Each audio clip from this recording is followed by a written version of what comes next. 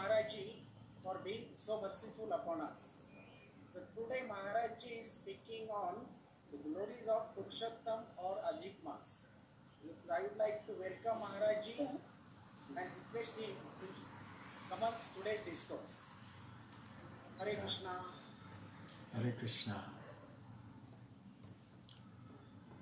Om Ajnanatimirandhasya Jnananjanashalakaya Chakshurunmilitam Yena Tasmai Shri Gurave Namaha. Shri Chaitanya Manobhishtam Sthapitam Yena Bhutale Swayam Rupa Kadamahyam Dadati Swapadantikam Vandeham Shri Guru Shri Yutapadakamalam Shri Gurun Vaishnavamscha Shri Rupam Sagrajatam Sahagana Raghunathan Vitam Tam Sajivam Sadvaitam Savadhutam Parijana Sahitam Krishna Chaitanya Devam Shri Radha Krishna Padam Sahagana Lalita Shri Vishakhanvitamscha Nama Om Vishnu Padaya Krishna Preshthaya Bhutale Srimate Bhakti Vedanta Swamin Niti Namine Namaste Saraswate Deve Gauravani Pracharine Nirvishesha Shunyavadi Paschatya Desha Tarine Vancha Kalpatarubhyascha Kripa Sindhubhya Evacha Patitanam Pavanebhyo Vaishnavebhyo Namo Namaha. Jai Shri Krishna Chaitanya Prabhu Nityananda Shri Advaita Gadadhar Shri Vasadi Gaur Bhakta Vrinda Hare Krishna Krishna Krishna Hare Hare Hare Rama Rama Rama Hare Hare. Hare Krishna. I am very happy to be with all the devotees of Vaman Kshetra in Sydney, and also a very warm welcome to other devotees who have joined from other places in Sydney and elsewhere also. I am very pleased that I could have all of you, your association on this auspicious day, which is the first day of the holy Purushottama month, which is very dear to the devotees.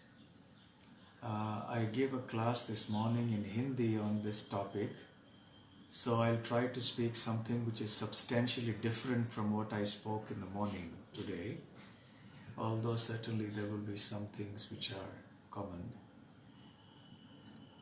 I do hope that all of you are keeping well and safe in the midst of this coronavirus pandemic, and that you are utilizing this opportunity for progressing in your Krishna consciousness.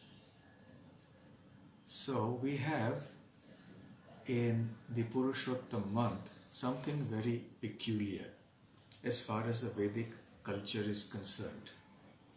We have two differing, opposite and extreme views about this month, and both derive their convictions from the Vedic scriptures. So this might sound a little confusing. So let's just understand why this is so and why Purushottam month is considered this way by different groups of followers of the Vedic culture. The first view about the Purushottam month is that this month is abominable. It is useless. No benefit can be derived from this month. And so abominable is it that the name Malamasa has been given. Mala means stool, and Choramas, which means the month of thieving. So there are such names, terms, derogatory or denigrating terms that are given to this month of Purushottama. So that is one view. The other view is just the extreme, where it is said that this is a very potent month. It is the best month. It is better than Kartik, Magh, Chaitra, Vaishak and Shravan, etc., etc. It can yield the greatest benefit to humanity, and therefore it is worshipable. So naturally the question will arise in our mind as to why there are such differing and extreme views within one culture. It's one thing if there are some minor differences in approach, but here you have something that where the differences are extreme. So the answer is that this difference it has to do with differing conceptions of the purpose of life. And in order that these different conceptions of life may be furthered within some kind of authoritative Vedic framework, there are some specific scriptures that have been given for all kinds of people. So there are corresponding scriptures for these views, and that they promote those views and they facilitate their attainment for their adherents or followers. So what is the first view? Why do they consider this month to be abominable? That first view essentially is the goal of life in that first view is materialistic, more or less. So the followers of this, or the adherents of this view, their goal of life is essentially to be fruitive workers, to get the benefits or fruits of their actions in this world. But they are not whimsical, like those people who reject the scriptures and do anything they like. So they have some piety, and therefore they follow certain Vedic scriptures or scriptures that are derived from the Vedic scriptures. The original Vedic scriptures are called Shruti, that which is heard. And then scriptures that are derived from that are those that are smritis. There are smritis also, there are hierarchies. There is a hierarchy of smriti shastras. Some are more important, some are not as important. So there are different varieties of smriti shastras written by various sages, and these include considerations of piety and impiety, of auspiciousness and inauspiciousness, and they delineate a lot of rules and regulations. They speak about the proper conduct, improper conduct. They speak about a variety of rituals. So essentially this path is rather ritualistic, and the goal is materialistic. So the various scriptures, the particular sutras, the Smriti sutras that talk about all these rules and regulations and rituals and so on, are called the Smriti Shastras. So the followers of these, they believe in the Vedic texts and they believe in the premise of the Puranas, but specifically they have a certain approach. Now they are called Smartas. Now we are not going to get into the technicalities of Smarta, what is Smarta, etc., because that is a topic in itself. There are many things to discuss. Suffice it to say very briefly that there are in Vedic culture varieties of worshippers. There are Vaishnavas who worship Vishnu or Krishna. Then there are Shaktas who worship Shakti, that is Kali or Durga. And then there are also devotees who worshippers of Shiva, who are called Shaivas.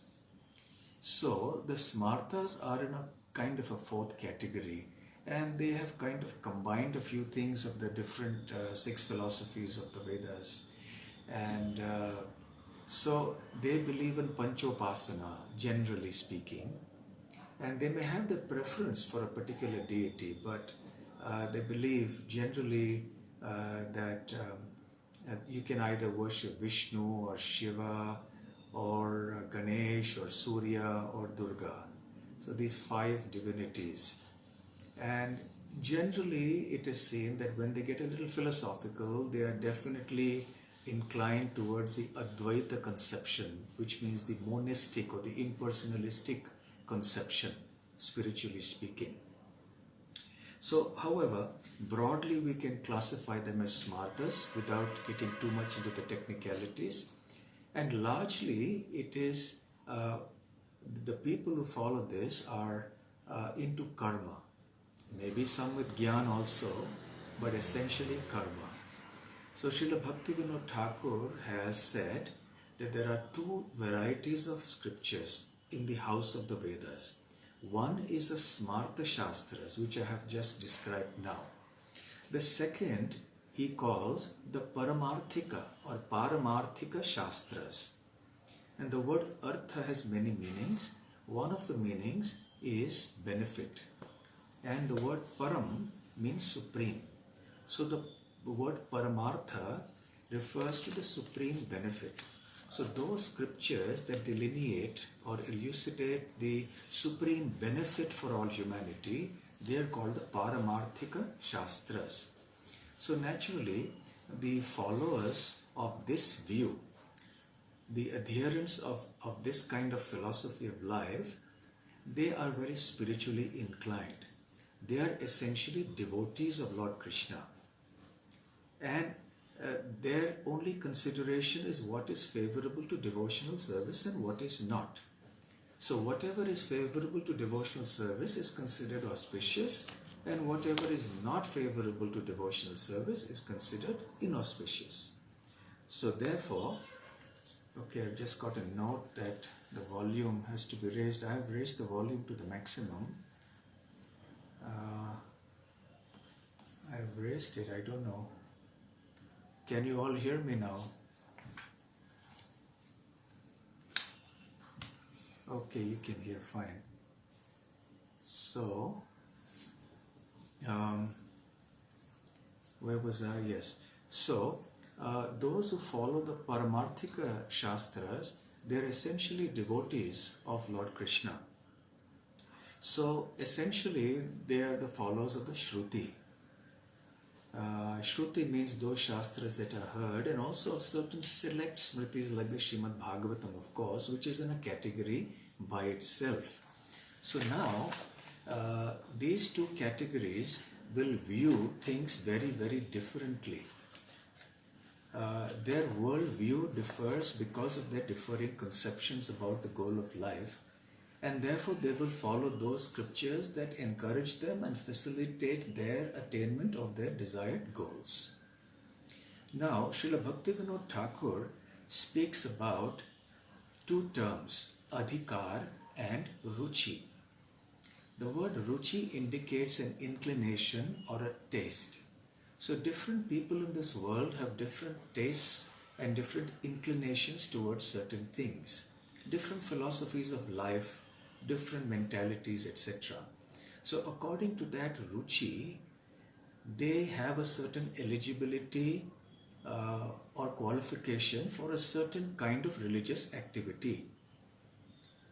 So those who are essentially fruitively inclined will have the tendency to follow the Smarta Shastra. So they have the adhikar or the qualification or eligibility to follow these Smarta Shastras, which is a mix of Karma Kanda and a few other things. Whereas those who are inclined towards devotional service, they have Bhakti Adhikara, and they will spontaneously move towards the Paramarthika Shastras, and they will follow those rules and regulations. You see, the question may be asked that, and it's often asked actually, as there are so many monotheistic religions in the world, especially the Abrahamic religions, and it is very clear and simple. They have one scripture, one book, one God. And even though we as Vaishnavas are monotheistic in the sense that we accept one Supreme Personality of Godhead, He may manifest in innumerable expansions and forms, but ultimately there's that one Supreme Lord. So why then in the Vedic scriptures do we find such a bewildering array of divinities and such a wide range of scriptures which appear to say different things? It's all so confusing. It would have been so simple if there was only one scripture that said just worship Krishna, become his pure devotee, and that's it. So no need to go here and there and the Shaktas and Shaivas and Ganapatyas and so on and so forth, Smartas, etc.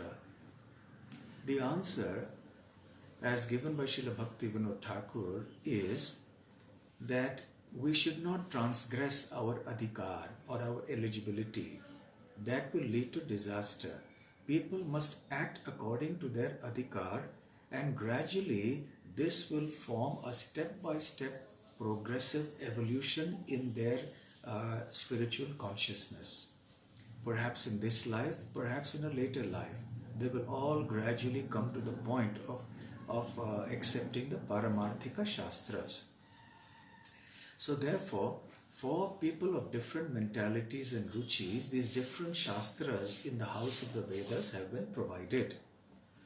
So now we come to our question of why it is that these two different groups view the Purushottam Mas or the month of Purushottam so differently.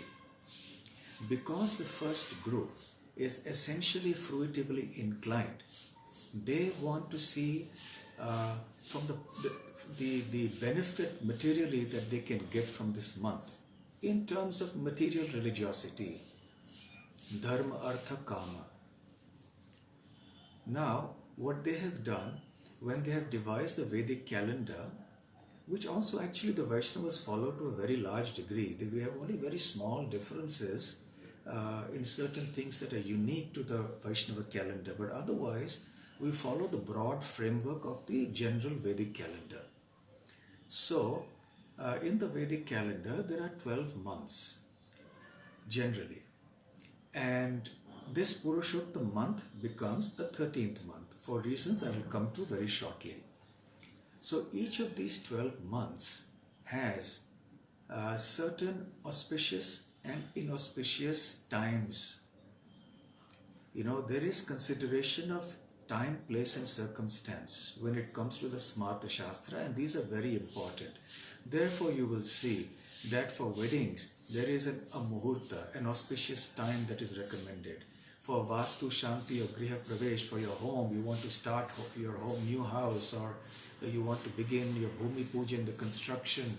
So there is consideration of auspicious times for starting things. So there is consideration of piety and impiety, of auspiciousness and inauspiciousness, etc. So these 12 months have been packed generally with such auspicious and inauspicious times and circumstances. So followers of the Smarta Shastras therefore will be very careful to select those auspicious moments which can facilitate development of religiosity and religious worldly enjoyment, and therefore they decry those days or those periods which do not afford such a facility. Now, this Purushottam month is an extra month. It is a 13th month, and in this 13th month, it is there are no such days for performing religious rituals. There is no such consideration of something being auspicious. There is no good date, so to speak, on these times. So therefore, you cannot do anything auspicious from the materialistic point of view, from the point of view of mundane religiosity. So therefore, followers of the Smarta Shastras, they condemn this month. And they call it Malamasa and Choramasa, and it's abominable, and so on and so forth. They consider it useless. So why is this extra month? Before I talk about how the Vaishnavas view the Purushottam month, let's talk briefly about why this extra month had to come in the first place. So I mentioned earlier there are 12 months. Now the Western Gregorian calendar also has 12 months. Now, you know, there is a concept of a leap year in the Gregorian Western calendar, right? Generally, a year has 365 days. Actually, it's 365 and a quarter. And most of the months have either 30 days or 31 days. It is only February that has 28 days. But because the Gregorian calendar actually has 365, the movement of the sun completes one revolution in 365 and a quarter days, so you have that extra 1/4 of a day. So therefore, when 4 years are completed, then these 4 quarters become 1 day. So after 4 years, this 1 day is added to February, and February in that year gets 29 days. So this is called a leap year. So in that year, you have 366 days. So the concept of adding something to the calendar exists in the Western calendar as well. But here in the Vedic culture, you have something unique where you add an entire month, not just a day. And why is that so? Because you see, in the Vedic calendar, we follow both the solar and the lunar movements.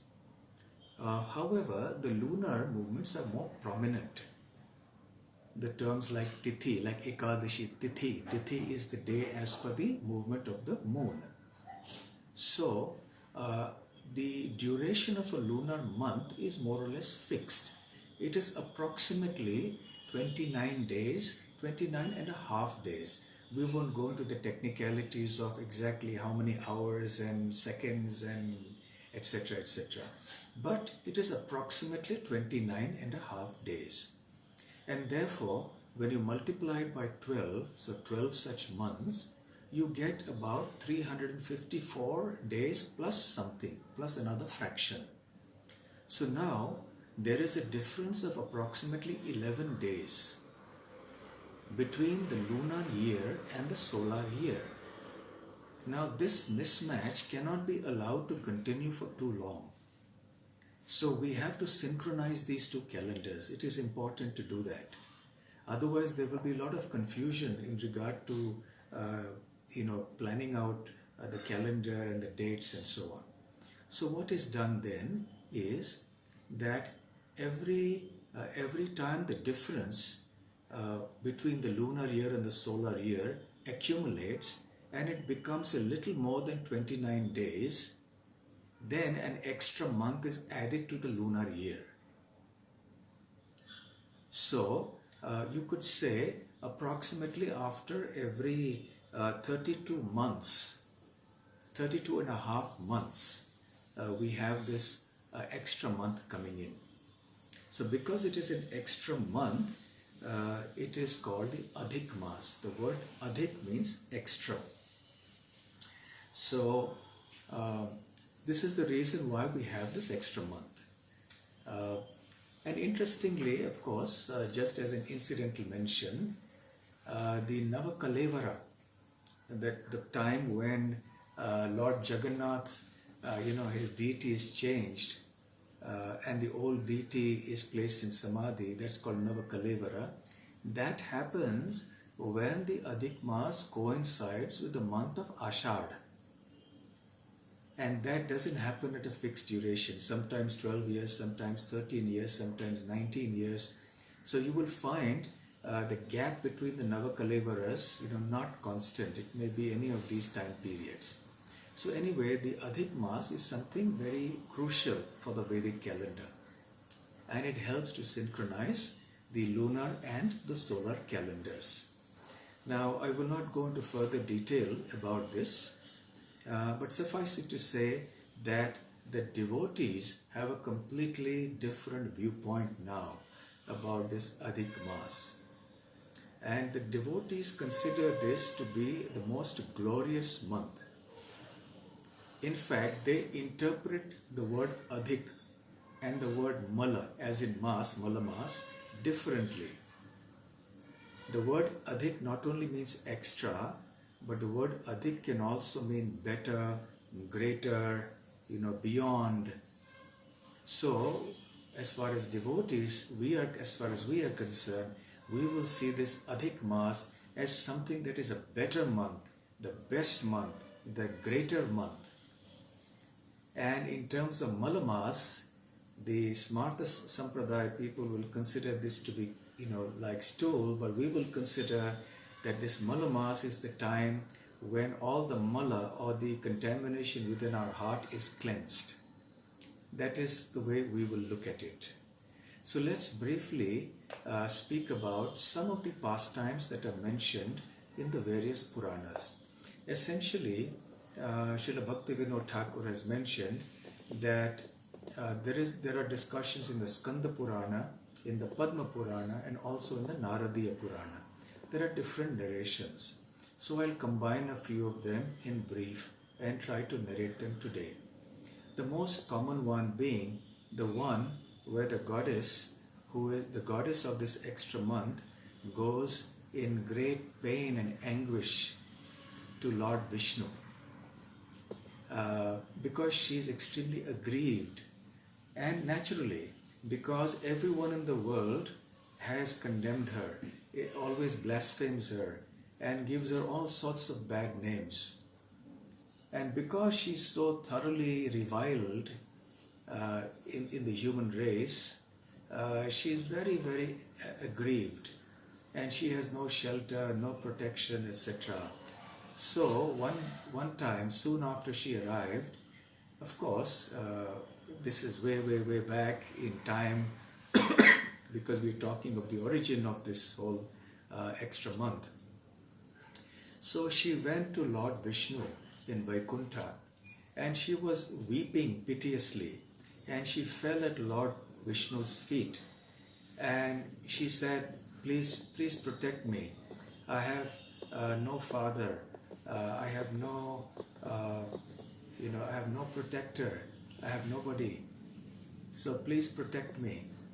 So and I want to die, I want to die. She was repeatedly saying this.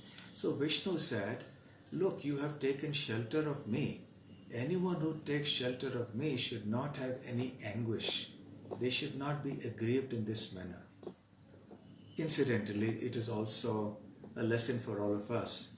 As devotees, when we take shelter of Krishna, then when there is difficulty, we should take more shelter of Krishna. And it is natural that there will be anguish, but by taking deeper shelter of Krishna, we will be able to deal with it and transcend it. So anyway, so Lord Vishnu heard her problem, and he understood that this was a very grave problem, and he felt that even he was not in a position to solve it. So he said, I will take you to Goloka Vrindavan, to Krishna, who is there with all the gopis performing wonderful pastimes, and definitely he will solve your problem. So then Vishnu took the goddess of this extra month, Adhik Mas, or the Malamas, with him. And as they approached Goloka Vrindavan, that transcendental planet was so effulgent, the light was so strong that this goddess could not bear it. So Lord Vishnu kept her behind him, and he went ahead.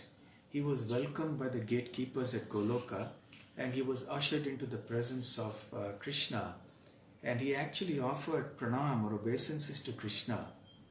And then he also instructed the goddess of the extra month to similarly do so.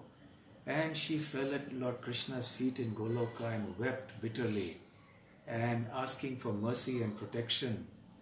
And so Krishna asked what the problem is. And then when he heard the problem, he said, don't worry. And he spoke to Lord Vishnu and said that, my dear Janardhan, my dear Garuda Dhwaja, please know that once you have accepted her, I have also accepted her. How can I reject her when you have accepted her and you want to solve her problem? So rest assured now that her problem is solved. Henceforth, I will give her all protection. So much so that I will give her month my name. I am the best of all personalities. I am Purushottama. And therefore, this month shall be named after me, and henceforth it shall be called the Purushottam month. This month will be as powerful, as potent, as opulent as me in its capacity to offer benedictions to the people of the material world. It will be equal to me. It will be worshipable as I am worshipable. There will be no difference between this month and me. And anyone who actually worships this month will attain enormous benefit. Not only will they get whatever material benefit that is there that they desire, but they will also attain the utmost spiritual benefit of attaining to my abode, Goloka Vrindavan. And at that time, and then he said, Krishna said, but if someone does not follow, then all sorts of calamities will befall that person. And in this way, he pacifies the goddess and gives her a benediction that is quite inconceivable. Naturally, she is very, very pleased and happy. Now, the background to this story is like a story within a story within a story, that as often happens in the Vedic scriptures and especially the Puranas. It all started off by the sages at Naimisharanya welcoming Suta Goswami, who had been to various places of pilgrimage and who had also heard the Srimad Bhagavatam from Shukadev Goswami as he spoke it to King Parikshit. So when the sages wanted to hear more, then he also spoke about the holy Purushottam month. And he said that one time Narad Muni had gone to Badrik Ashram to take darshan of Lord Narayana Rishi. As you know, at Badrik Ashram we have Nara Narayana Rishi who reside there.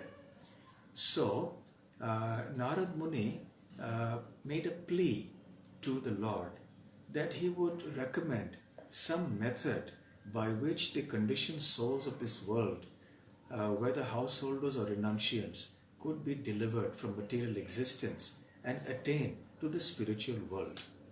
So Lord Narayana Rishi replied, I will tell you about the glories of the Purushottam month. So Narad Muni was a little surprised. He said, my dear Lord, I have heard about Kartik month, I have heard about Vaishak, about Chaitra, about Magh, about Shravan, and the glories of these months, but I have never before heard about this Purushottam month. So please tell me, what is it?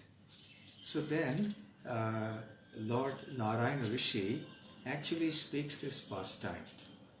And then he speaks about how actually at this time, and this whole thing further comes down to Krishna, who has come to Kamyaka forest. It begins with the narration of the Pandavas being exiled into the forest. Draupadi has also gone along with the Pandavas. And when they're in the forest, then they have many, many difficulties.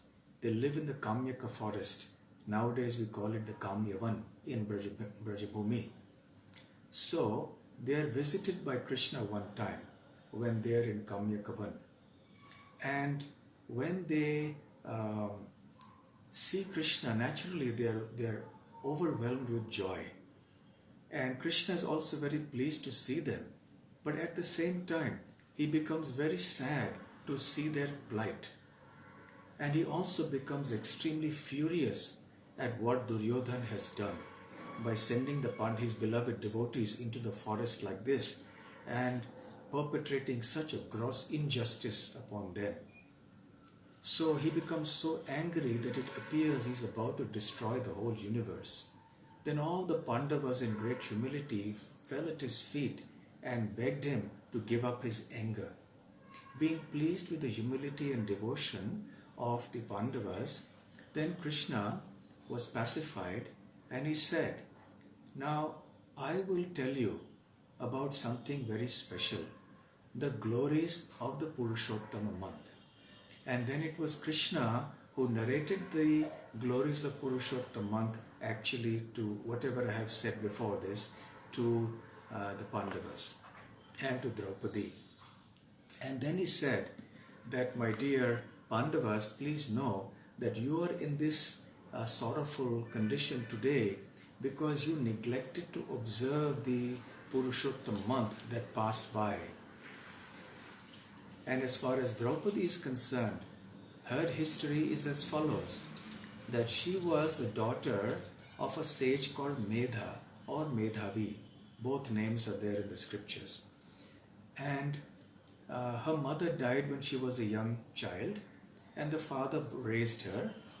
But the sage, Medhavi or Medha, was too absorbed in spiritual practices and austerities, and he could not give much attention to his girl, to his daughter who was rapidly growing up. Soon it came to be that she was of marriageable age, and while all her friends were getting married, she was the only one who wasn't getting married. And eventually her father also left his body. Now she was all alone.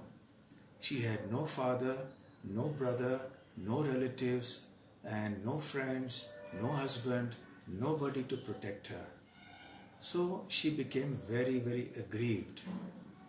At this time, Durvasa Muni, the legendary Durvasa Muni, who was renowned for his mystic powers and for his anger as well, and for his curses, he came to this spot because Medhavi Rishi had been his friend.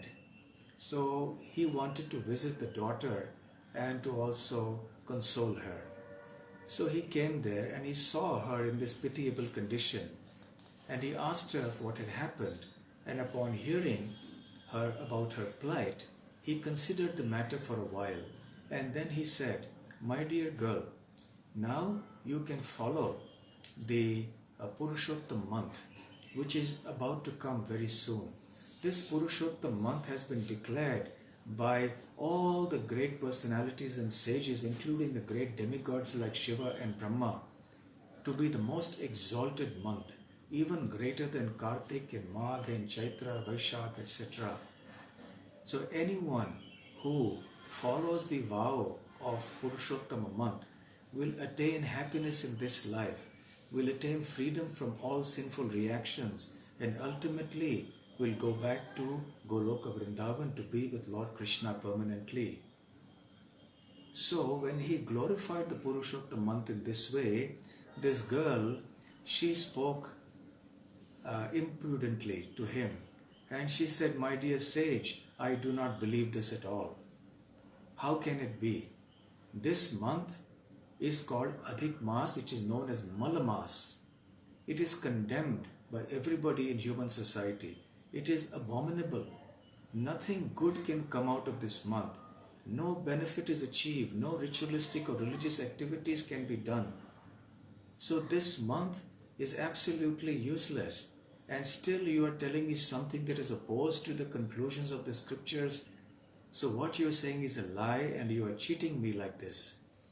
So, Durvasa Muni is the wrongest person you can speak to like that.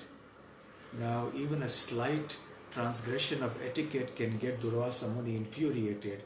And here this young girl was talking in such an impudent manner to him. Naturally, he became very enraged.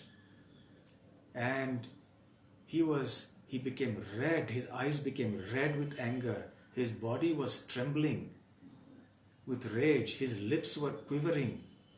But somehow or the other, with great difficulty, he controlled himself, because this was the daughter of his dear friend.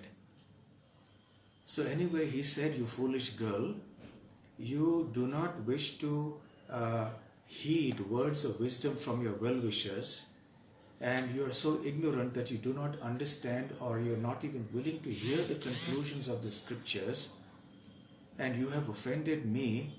I don't mind that. I will let that pass. I will overlook it. But I cannot overlook your offense to the Purushottam month. So therefore, this will cause great inauspiciousness in your life." And then Durvasa Muni left. After that, immediately, this young girl lost all her effulgence, and she became extremely ugly. And she was grieving even more. And then she decided to worship Lord Shiva, because she knew that Shiva is Ashutosh, who will always give benedictions very easily. He is pleased easily. So by performing penances for 9,000 years, Lord Shiva finally appeared and asked her, "So my dear child, what do you want? What benediction can I offer you?"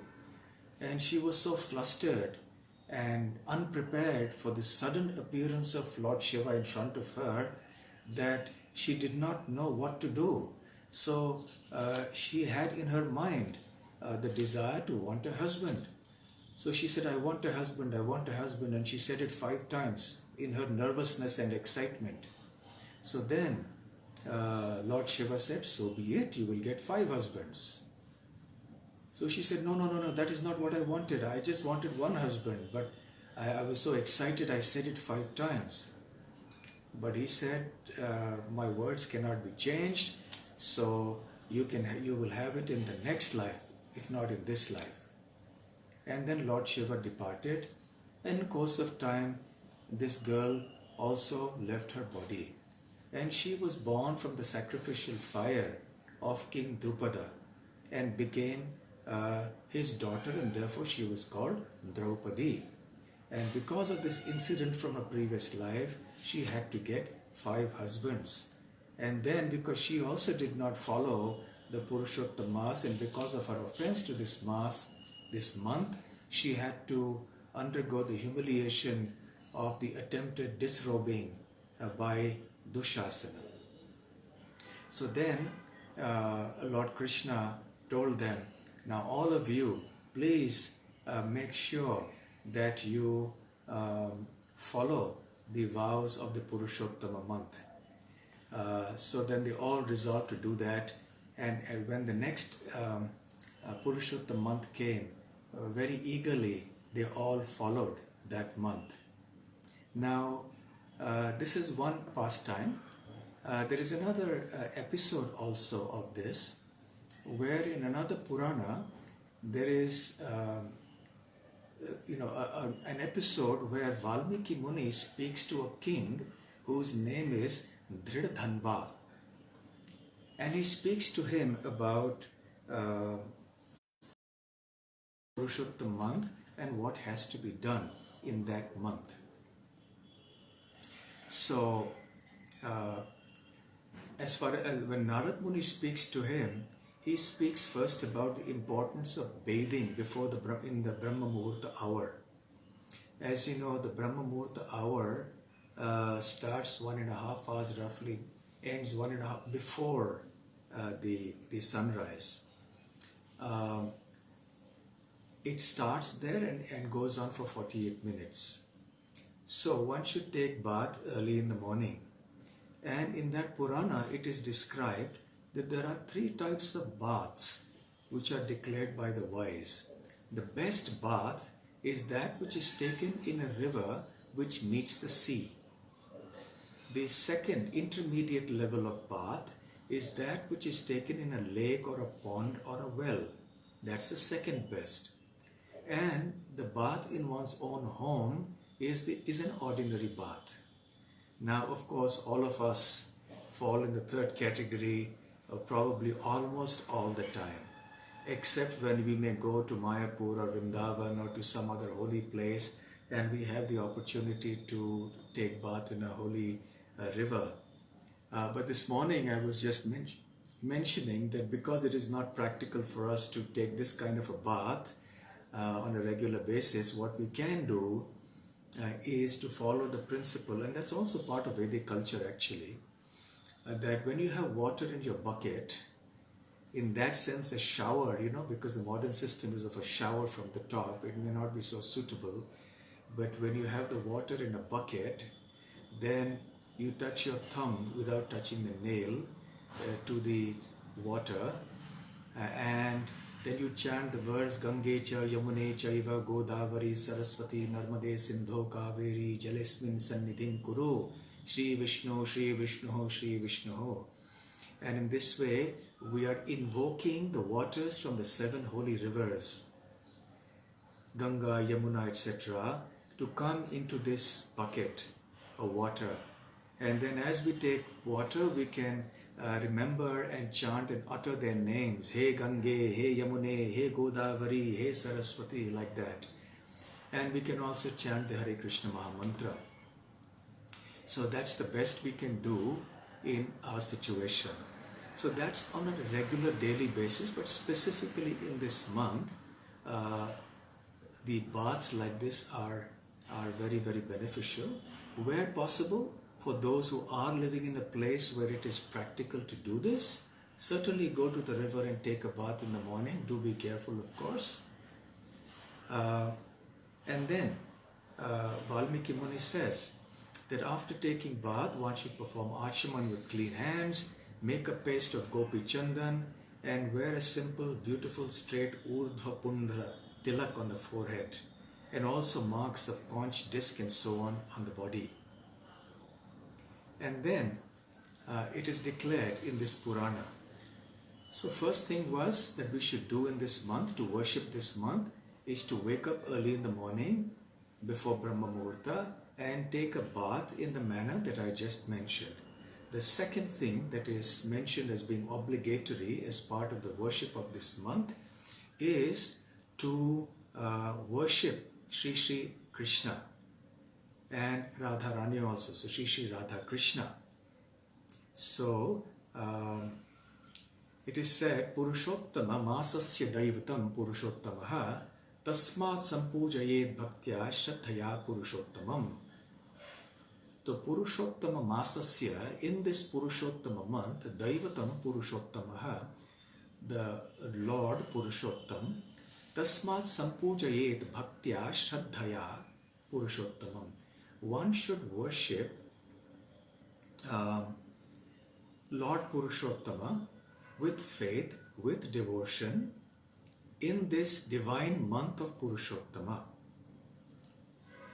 And we should do that with 16 types of paraphernalia. For those of you who do Pujari service, you can do that.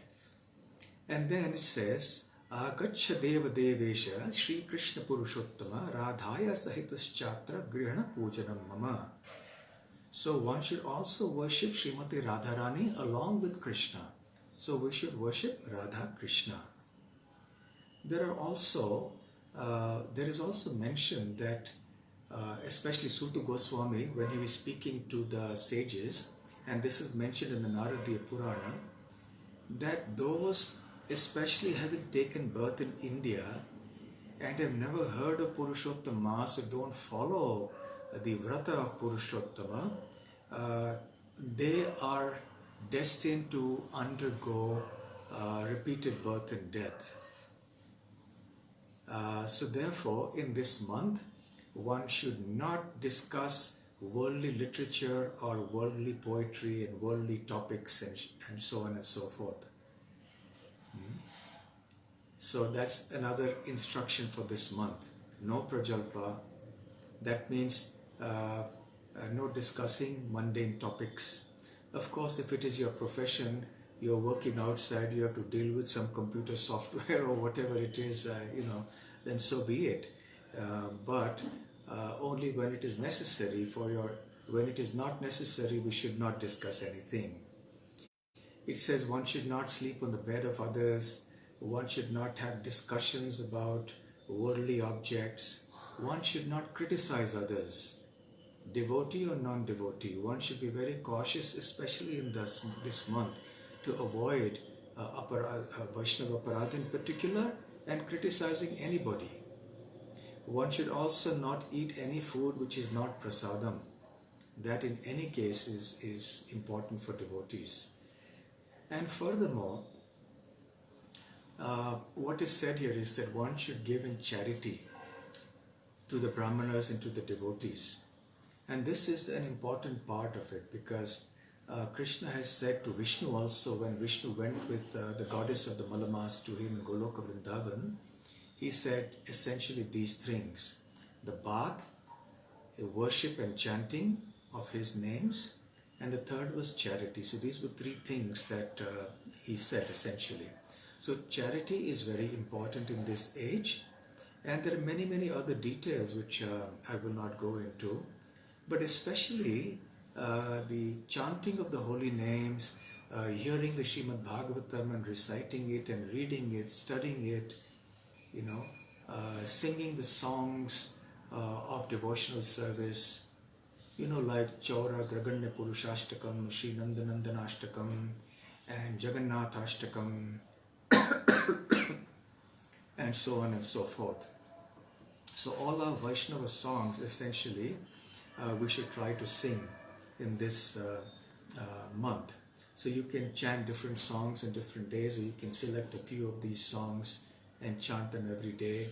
Sometimes they recommend you can chant the 15th chapter of the Bhagavad Gita, because that is the Purushottama Yoga, that 15th chapter. So also, in the Naradi Puran, there is mention of a sage called Kaundilya Muni, who chanted the mantra which is known as Govardhanam Dharam Vande. Vande means I offer my prayer to whom? Govardhan Dharam. Dharam. So one who has held up Govardhana hill. Govardhana Dharam Vande Gopalam Goparupinam Gokulotsavam Ishanam Govindam Gopika Priyam. Govardhana Dharam Vande. I offer my prayers and obeisances to he who is Govardhana Dhari, who has held up Govardhan hill, who is a cowherd boy, Gopalam, and he appears in the form of a Gopa, of a cowherd boy. His name is Gopal, and he is a festival for the entire Gokula. Seeing him is a festival, hearing him is a festival. He is the controller of all controllers. He is Govinda, and he is also dear. He is Gopika Priyam. He is dear to all the gopis. So essentially, one should chant mantras like this. You can select what you want to do. There is a choice. Maybe some devotees would like to chant 24 rounds of Mahamantra every day instead of the usual minimum 16. Some may chant 32. Some may even want to chant 64. But please remember that vows should not be taken casually. Only take a vow if you're sure that you can follow it. If you're doubtful about whether you can observe that vow all through the month, don't take it. Or take a vow that is less strict. So, in any case, take a small vow, whatever you think you can manage, but stick to it for the whole month. So, in this way, the Ekantika Bhaktas, as Bhaktivinoda Thakur says, that they simply like to hear and chant. So the primary activity of this month of Purushottam should be to hear and chant the glories of the Lord, His names, etc. So you can also offer ghee lamp to the deities like you do in Kartik month. If you can't go to the temple, then just chant, then do the same in your house. If you have deities in your house, that's fine. Otherwise, offer to a picture of Radha and Krishna and to other deities that you may have of Lord Vishnu in your house. Every day try to do Arati and Parikrama, Pradakshina of Tulasi Maharani, especially in this month. If you can do the circumambulation of the temple, that's okay, but now in this Corona times, I don't know whether that's possible. Perhaps you're living very far from the temple and you can't go there. So then you can just perhaps circumambulate your house because you have your deities in your house. So in any case, try to do as much of all of this as possible and offer obeisances to the devotees. And in this way, essentially try to make use of every single moment of this month for your Krishna consciousness. Try to do a little austerity if you can. Try to give up something that is dear to you in terms of food or something else. And if you can, try to sleep on the ground, not in a bed. If you can't, it's okay. But the prime focus should be on hearing and chanting and trying to develop our love for Radha and Krishna. Okay, so I think I've gone beyond my time. So this is why the devotees consider this month, Purushottam, to be so holy, so auspicious, so exalted. So let us all try to take advantage of this month for our a devotional progress and for the purification of our heart. Hare Krishna, Krishna Krishna, Hare Hare, Hare Rama, Rama Rama, Hare Hare. All glories to Shri Purushottama month, Shri Purushottam Mas ki Jai.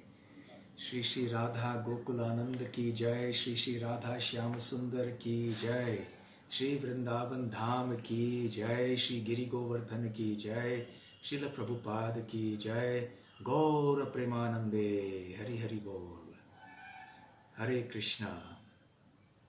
So, are there any questions?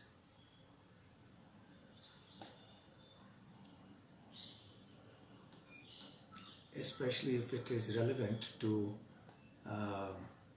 the topic for today. Hare Krishna, Maharaj. Hare Krishna, yes, please. Just have a little question, Maharaj. Yes. So, what is the significance of the ghee lamp, Maharaj? We hear that very often, even during Kartik, we offer, and even throughout the year. And it is always said that it burns away the sins. But what is the deeper significance of the ghee lamp? Well, is your focus on the lamp or the ghee? Both. Both. Okay. So, firstly, the lamp. Generally, the lamp is lit in front of the Lord, and when we perform Arati also, we offer the lamp because we light up the lotus face of the Lord and the entire body of the Lord also. So that dispels darkness. It illuminates. So the Pancharatrika scriptures explain that such illumination of the form of the Lord, the deity form of the Lord by the devotee, is a great service. The Lord is very pleased. And then we can take darshan of the Lord. And even if you offer this lamp in daytime when you can see, still it is considered a very, very nice service to the Lord. Actually, the word Arati is a short form of the word Aratrika, that which dispels the darkness of the night. Ratri is the night, so that which illuminates. So, this is considered very devotionally helpful and pleasing to the Lord. As far as ghee, yes, ghee, because ghee is the best substance as far as the fuel is concerned, even as a cooking medium. Cow's ghee, pure cow's ghee. In the absence of pure cow's ghee, we can use some pure oil like sesame oil or perhaps coconut oil or something like that. Okay. So one question that is here in the chat box is that you were mentioning that there are different types of brahmanas such as smartas, ganapatyas, etc. As devotees, how should we deal with these worshippers? Well, we should deal with them like we deal with everybody else. We should deal with them courteously, and